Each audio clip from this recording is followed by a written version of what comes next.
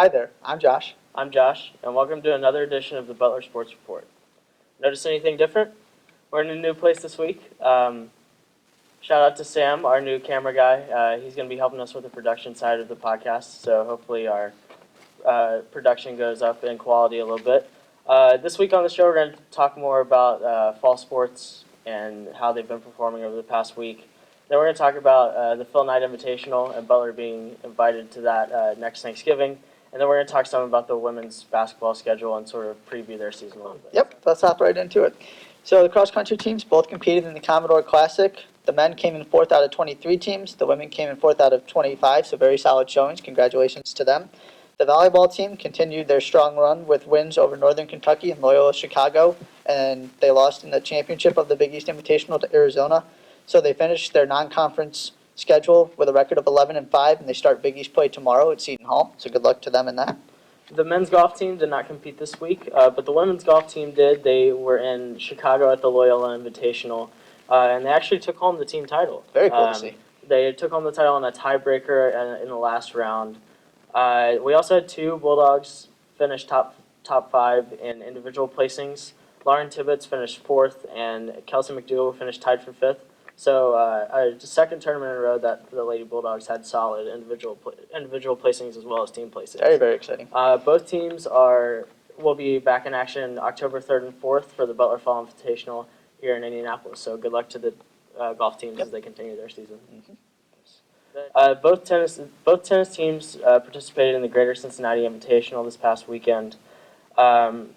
Big tournament, more than 10 colleges were represented there. The men's team was headlined by Spencer Lang, who went 2-0 in number 2 single matches, and the women's team was headlined by Rachel Sutton, who went 2-1 in number 1 singles matches. The men's team is in action again this weekend at the Purdue Fall Invitational, and the women will be in action again October 20th through the 24th in Murfreesboro, Tennessee, when they participate in the ITA regionals. And so the football team defeated Taylor 27-14 on Saturday to improve to 2-1 on the season, and they start their conference play tomorrow at Campbell. So good luck to them.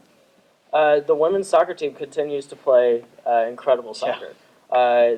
They beat Evansville this week 4-0 for their 4th straight shutout win.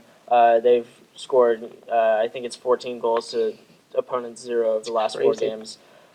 So they start Big East play September 24th at Villanova. They head into that part of the schedule with a record of 6-2-1.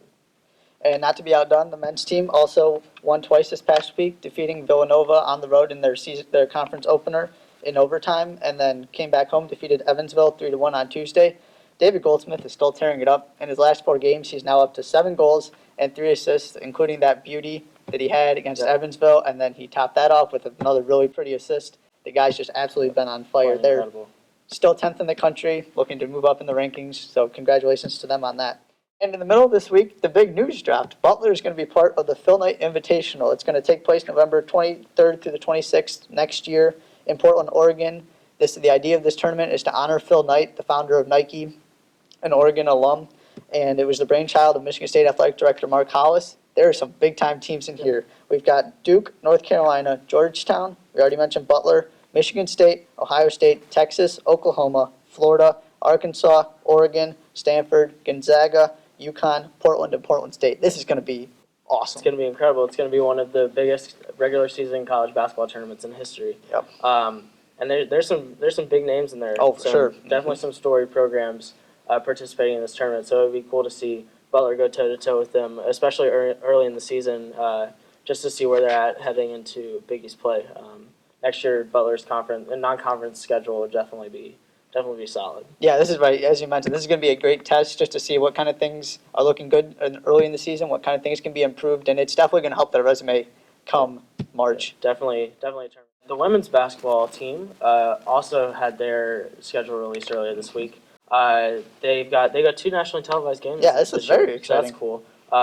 January 2nd, they play Seton Hall here at Hinkle. That's also their Big East home opener. And then they'll play Marquette on January 15th, also on Fox Sports 1. So it's definitely cool to see the women's team get some national recognition. Absolutely. And so their season opener is going to be November 11th, and they open conference play December 28th at Creighton. They finished last year with a record of 10-21, 4-14 in the Big East. but there is hope for improvement this year. Yes, This is they're- very exciting. Yeah, there is. They're returning 3 of their 4 leading scorers from last year, and also they don't have any seniors on the team Yeah. this year. Mhm. While this year it might be a struggle to find some leadership in the team, next year there'll be several seniors on the team, and they in theory they won't lose anybody, which definitely helps for chemistry and the continuity on the basketball team. Right, yeah, being able to interact with your teammates and the chemistry is so important in a sport like basketball. And so the fact that they're going to be able to work together for multiple years, get to know each other that well, I think it's really going to show. Yeah, definitely a bright future for the women's basketball team. So that's all we have for you today. Make sure that you're continuing to support our student athletes here on campus. As you can see, they continue to play incredibly in their sports, and especially heading into their Big East schedules. For most teams, the most difficult part of their schedule, they definitely appreciate seeing us out at their games when Yep. they're here on campus. Absolutely. And big congratulations to Roosevelt Jones, who announced this week he's going to play in the D League. Good job, Rosie. Yeah, definitely. It's cool to see former Bulldogs continue to find success for Mhm. sure. Well, that's all we have for you this week. We will see you next week on the Butler Sports Report. Go Dogs.